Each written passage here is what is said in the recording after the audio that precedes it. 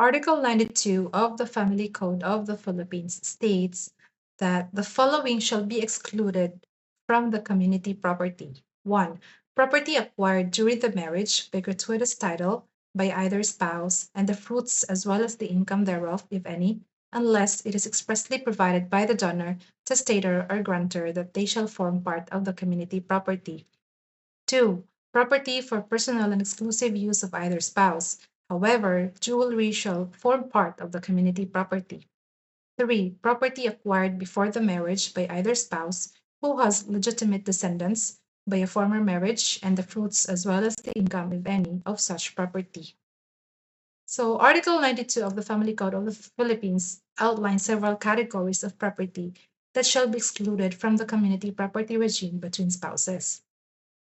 The law specifically provides for the exclusion of certain types of property from the pool of community property, thus safeguarding individual ownership in particular circumstances. This provision ensures that not all property acquired during the marriage is automatically considered part of the community property, and it allows for certain distinctions between individual and joint property. So let us discuss the first paragraph of this article, which states that property acquired during the marriage by gratuitous title by either spouse, and the fruits as well as the income thereof, if any, unless it is expressly provided by the donor, the stator, or grantor that they shall form part of the community property. Gratuitous title refers to property that is acquired without the exchange of money or consideration, essentially gifts, inheritances, or donations. Under this provision, when a spouse receives property as a gift, whether from a third party or a relative, it is excluded from the community property. And any property inherited by a spouse from a deceased relative is likewise excluded from the community property regime. And if a third party donates property to one of the spouses, that property remains excluded from the community property unless specifically unless the donor specifically indicates otherwise. The exclusion also applies to any fruits and income generated by such property. Example is the interest on money inherited or a rent from an inherited property, or unless there is an express provision in the donation, will, or grant specifying that the property or its income should be part of the community property. We have an example. If a wife inherits a piece of land from her parents and the land produces rental income, that income remains her exclusive property unless the will stipulates otherwise. The land itself is excluded from the community property. The principle behind this exclusion is that property acquired without any monetary exchange, whether as a gift, inheritance, or donation, originates from the personal estate of the spouse and therefore should remain as separate property. Okay, so another exclusion from the community property is property for personal and exclusive use of either spouse. However, jewelry shall form part of the community property.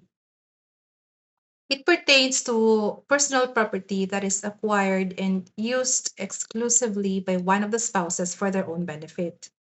The types of property that fall under this category include clothing, personal effects, example, personal gadgets, equipment, and items purchased for individual use. For example, is a private car for personal travel. Such property is excluded from the community property because it is intended for personal use rather than for the joint benefit of the spouses. However, jewelry is an exception to this general rule. Jewelry is categorized as community property, even if it is intended for the personal use of a particular spouse. This inclusion is likely based on the social and economic value of jewelry, which can often be considered both a personal and an investment asset. So we have an example. If a husband buys an expensive watch for himself, it will remain his personal property. But if he buys jewelry, example, a necklace, a bracelet for his wife, it will become part of the community property as it is considered a gift of value within the marriage.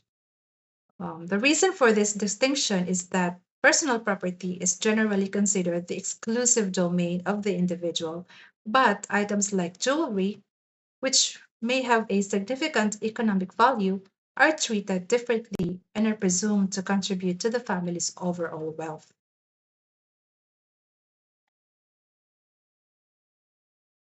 And we have here the last one, which is excluded from the community property. Property acquired before the marriage by either spouse who has legitimate descendants by a former marriage, and the fruits as well as the income, if any, of such property. In this provision, property acquired before the marriage is excluded from the community property if one of the spouses has legitimate children or descendants from a previous marriage. This means that any property owned by a spouse before their current marriage, which is not part of the community property of the current marriage, remains separate, even if the spouse has legitimate children from a previous relationship. The fruits and income of such property are likewise excluded. It must be noted that the law uses the word descendants, not merely children. Hence, it would include grandchildren, great grandchildren, and all other descendants. Likewise, the descendants must be legitimate. The key here is the concept of legitimate descendants. If a spouse had children from a previous marriage, the property they owned prior to their current marriage is considered separate and is protected from the community property of the present marriage. This is in line with the idea that the descendants from the previous marriage have a right to inherit the property in the event of the spouse's death. So we have here an example. If a man owned a house before marrying his current wife and he has children from his previous marriage, that house and income it generates, example, rental income, remain his separate property. The house will not become part of the community property of his marriage to his new wife. This provision protects the inheritance rights of children from a previous marriage, ensuring that the rights to property previously owned by their parent are not diluted by the formation of a new marital community.